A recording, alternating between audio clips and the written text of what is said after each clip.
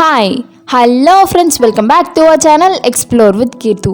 இன்றைக்கி நம்ம கோயா வச்சு சூப்பரான ஒரு ட்ரை குலாப் ஜாமுன் ரெசிபி எப்படி வீட்டிலே செய்கிறது அப்படிங்கிறத பார்க்க போகிறோம். ஸோ இப்போ நம்ம வீடியோக்குள்ளே போகிறதுக்கு முன்னாடி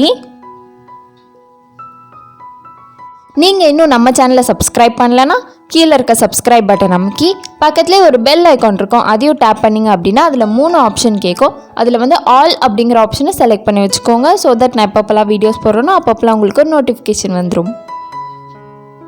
ஃபர்ஸ்ட்டு இதோட மெயின் இன்க்ரீடியன்ட் கோயா தான். ஸோ கோயா எப்படி செய்கிறது அப்படிங்கிறது நான் இதுக்கு முன்னாடியே பால்கோவா எப்படி செய்கிறது அப்படிங்கிற ஒரு ரெசிபி வீடியோ போட்டிருக்கேன். அதோட லிங்க்கை மேலே கொடுக்குறேன். ஸோ அதுவும் முக்கால்வாசி கோயா தான். கோயா ஸ்டேஜ் அதுக்கப்புறம் தான் பால்கோவா செய்ய முடியும். ஸோ அந்த வீடியோ பார்த்துட்டு வந்தீங்க அப்படின்னா இது உங்களுக்கு தெளிவாக புரியும். இப்போது நான் 1 லிட்டர் ஆஃப் மில்க்கை இந்த மாதிரி ஒரு எம்டி கடாயில் ஆட் பண்ணியிருக்கேன். இப்போது இது ஃபுல்லாக இந்த மாதிரி நல்லா கொதித்து வந்ததுக்கப்புறமா இதை கலக்கி விடணும். இது எந்த மாதிரி கலக்கி விடணும் அப்படிங்கிற வீடியோவை தான் நான் பால்கோவா ரெசிப்பியில் ஃபுல்லாக டீட்டெயில்டாக சொல்லியிருப்பேன்.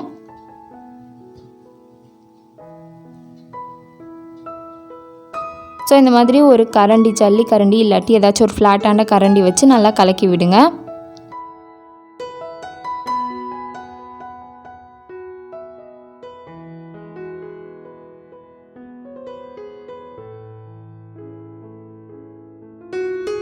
கரெக்டாக ஒரு 1 ஹவருக்கு அப்புறமா இந்த ஒரு ஸ்டேஜ் வரும். இதுதான் கோயா ஸ்டேஜ். இந்த ஸ்டேஜ்க்கு அப்புறமா தான் நீங்கள் பால்கோவா செய்ய முடியும். ஸோ இந்த ஸ்டேஜில் எடுத்து நம்ம ஒரு பிளேட்டில் போட்டுடலாம். இந்த கோயாவில் நம்ம சுகர் சேர்க்கலை, கார்டமன் சேர்க்கலை, எதுவுமே எக்ஸ்ட்ராவாக சேர்க்கலை. இது full fat cow milk. So இந்த மில்க்கை தான் நம்ம இந்த கோயாவாக செஞ்சுருக்கோம். இப்போது நம்மளோட கோயா ரெடி ஆனதுக்கப்புறமா ஒரு எம்டி பிளேட்டில் ஃபுல்லாக நெய்யை ஃபுல்லாக க்ரீஸ் பண்ணிவிட்டு அதுக்கப்புறம் இந்த கோயாவை இந்த மாதிரி ஸ்ப்ரெட் பண்ணி கொஞ்ச நேரம் ஆற விட்டுருங்க, ஒரு 15 மினிட்ஸ்.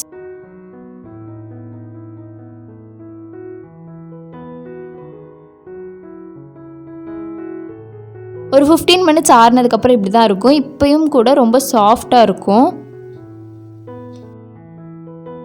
இப்போ நம்மளோட கோயாவை ஒரு எம்டி பிளேட்டில் போட்டுக்கலாம்.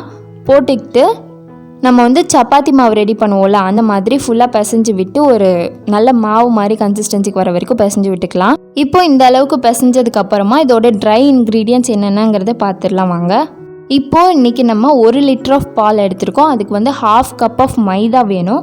சப்போஸ் நீங்கள் 2 லிட்டர் ஆஃப் பால் சேர்த்திங்க அப்படின்னா அதுக்கு 1 கப் ஆஃப் மைதா தேவைப்படும். அதுக்கேற்ற மாதிரி நீங்கள் இந்த ரேஷியோ சேஞ்ச் பண்ணிக்கோங்க. இப்போ நம்மளோட கோயா கூட 1/2 கப் ஆஃப் மைதா, அடுத்து 2 tablespoon of cornflour powder, இது கூடயே ஒரு 1/2 டீஸ்பூன் ஆஃப் ஏலக்காய் தூள், அதாவது கார்டமன் பவுடர், அது கூடயே ஒரு 1/4 டீஸ்பூன் ஆஃப் பேக்கிங் சோடாவும் ஆட் பண்ணி நல்லா பிசைஞ்சு விட்டுக்கோங்க. இப்போ இது ரொம்ப ட்ரையாக இருக்குது அப்படிங்கிறதுனால நான் ஒரே ஒரு டீஸ்பூன் ஆஃப் வாட்டர் மட்டும் சேர்த்து நல்லா பிசைஞ்சு விட்டுக்கிறேன். சப்போஸ் இது பத்தலை அப்படின்னா இன்னும் கொஞ்சம் ஒவ்வொரு டீஸ்பூனாக சேர்த்து நீங்கள் பிசைஞ்சு விட்டுக்கோங்க. இது ஒரு சப்பாத்தி மாவு மாதிரி ஒரு கன்சிஸ்டன்சியில் வரும் கடைசியில். ஸோ அதுவும் ரொம்ப ரொம்ப சாஃப்டாக இருக்கும். அதை நீங்கள் நெக்ஸ்ட்டு பார்ப்பீங்க.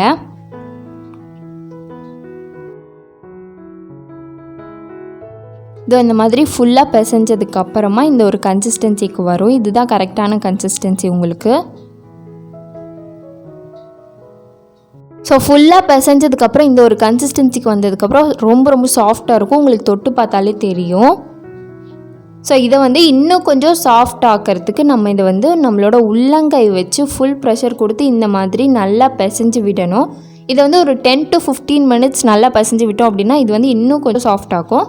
இதே மாதிரி நம்ம இதுக்கு முன்னாடி பன்னீர் ஜாமுனும் செஞ்சுருக்கோம். ஸோ அந்த வீடியோ பார்க்கல அப்படின்னா அதையும் போய் பார்த்துட்டு வந்துடுங்க. மேலே ஐகார்ட்ஸில் லிங்க் கொடுக்குறேன். ஃபுல்லாக பிசைஞ்சதுக்கப்புறமா இதை உருட்டி பால் ஆக்கிடலாம். அந்த மாதிரி உங்களுக்கு கடைசியாக குலாப் ஜாமுன் எந்த சைஸ்க்கு வேணுமோ அதோட 1/2 சைஸில் மட்டும் உருட்டினா நீங்கள் போதும். ஏன்னா இது அப்படியே ஜீராக்குள்ளே போட்டதுக்கப்புறம் ஃபுல்லாக டபுளாக உப்பி வந்துடும். அதனால நீங்கள் சின்னதாக உருட்டினாலே போதும், நல்லா பெருசாக வந்துடும். ஸோ இதே மாதிரி கிராக்ஸ் இல்லாமல் நல்லா எல்லாத்தையும் உருட்டி வச்சுக்கலாம். இப்போ நம்ம பால்ஸ் எல்லாம் ரெடி ஆயிடுச்சு. நெக்ஸ்ட்டு நம்ம ஜீரா செய்கிறது எப்படி அப்படிங்கிறத பார்த்துடலாம். இப்போ ஜீராக்கு வந்து 1 கப் ஆஃப் சுகர் போட்டுக்கிட்டு இது கூடயே 1 கப் ஆஃப் வாட்டர் போட்டு equal amount of water and sugar இருக்கணும். அந்த மாதிரி போட்டு இந்த மாதிரி ஃபுல்லாக நல்லா கலக்கி விட்டுக்கலாம். இது கூடயே ஃப்ளேவருக்காக நான் ஒரு 1/4 ஸ்பூன் ஆஃப் ஏலக்காய் பவுடர் உள்ளே சேர்த்து நல்லா கலக்கி விட்டுக்கிறேன். நீங்கள் இதை வேணும்னா வடிகட்டிக்கலாம். இப்போ இந்த சுகர் சிரப் நல்லா கொதிச்சதுக்கப்புறமா ஸ்டவ் ஆஃப் பண்ணிவிட்டு ஒரு 1/2 லெமனோட உள்ளே இருக்க ஜூஸை மட்டும் இந்த மாதிரி ஃபுல்லாக புழிஞ்சு விட்டுக்கிறேன். இந்த மாதிரி புளியறதுனால சுகர் சிரப் வந்து கொஞ்ச நேரம் கழித்து சர்க்கரை கட்டாமல் இருக்கும். நம்மளோட சுகர் சிரப்பும் ரெடி ஆயிடுச்சு. நெக்ஸ்ட்டு நம்மளோட ஜாமுன் செய்யறதுக்கு ஒரு எம்டி கடாயில் ஃபுல்லாக எண்ணெய் நல்லா காய வச்சுருங்க. எண்ணெயை நல்லா காய வச்சதுக்கப்புறம் இந்த மாதிரி குலாப் ஜாமுனை உள்ளே போட்டுருங்க. உள்ளே போட்டு ஃபுல்லாக கலக்கிட்டே இருக்கணும். நீங்கள் விட்டாலுமே வந்து அந்த இடம் நல்லா ப்ரௌன் ஆயிரும். உங்களுக்கு பார்த்தாலே தெரியும். லைட்டாக விட்ட உடனே வந்து இந்த மாதிரி ஃபுல்லாக ப்ரௌன் ஆயிடுச்சு. அதனால் நீங்கள் போட்ட அந்த செகண்ட்லேருந்து ஃபுல்லாக நல்லா கலக்கி விட்டுக்கிட்டே இருக்கணும், ஃபுல் ப்ராசஸ் முடிகிற வரைக்குமே.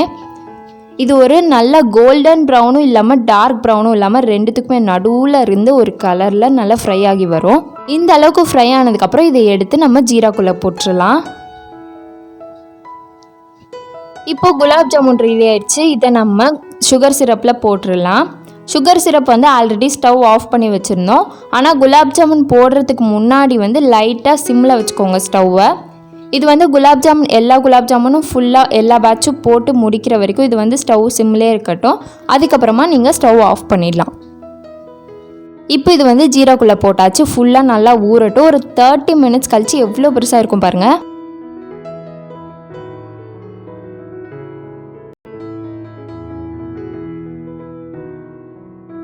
கரெக்டாக ஒரு 30 மினிட்ஸ் கழித்து உங்களுக்கு இந்த அளவுக்கு நல்லா பெருசாக இருக்கும். இப்போ வந்து நம்மளோட ஜாமுன் ரெடி ஆயிடுச்சு. இது வந்து ட்ரை ஜாமுன் அப்படிங்கிறதுனால மேலே ஏதாச்சும் கோட் பண்ணால் வந்து இன்னும் கொஞ்சம் இன்ட்ரெஸ்டிங்காக இருக்கும்.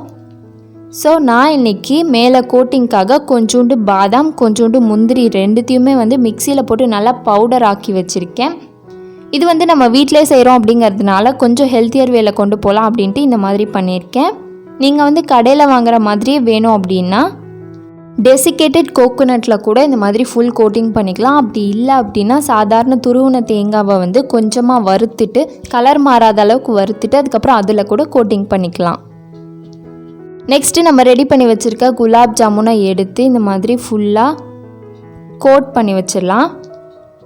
இதே மாதிரி எல்லாத்தையுமே நம்ம கோட் பண்ணிடலாம். நீங்கள் வந்து இந்த மாதிரியான ஒரு நட்ஸ் வச்சு கோட்டிங் பண்ண போகிறீங்க அப்படின்னா நீங்கள் முந்திரி பாதாம் கூட பிஸ்தா கூட சேர்த்துக்கலாம். அப்படி இல்லாட்டி கிரவுண்ட்நட் கூட சேர்த்துக்கலாம். ஸோ அவ்வளோதான், நம்மளோட ட்ரை குலாப் ஜாமுன் ரெடி ஆயிடுச்சு. இப்போ இதை வந்து நம்ம கட் பண்ணி பார்த்துடலாம் வாங்க.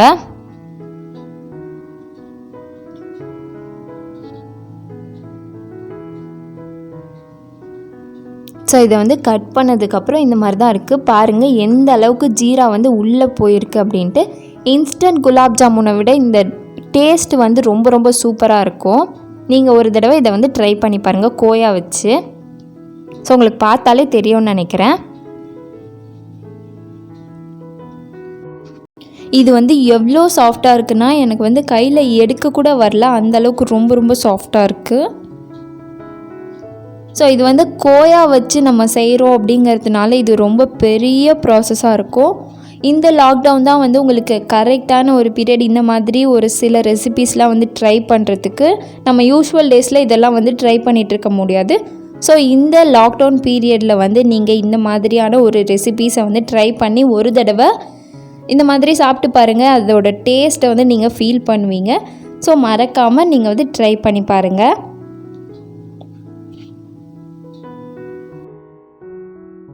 ஸோ அவ்வளோதான், நம்மளோட ட்ரை குலாப் ஜாமுன் அதுவும் கோயா வச்சு எப்படி செய்கிறது அப்படிங்கிறத நம்ம பார்த்தாச்சு.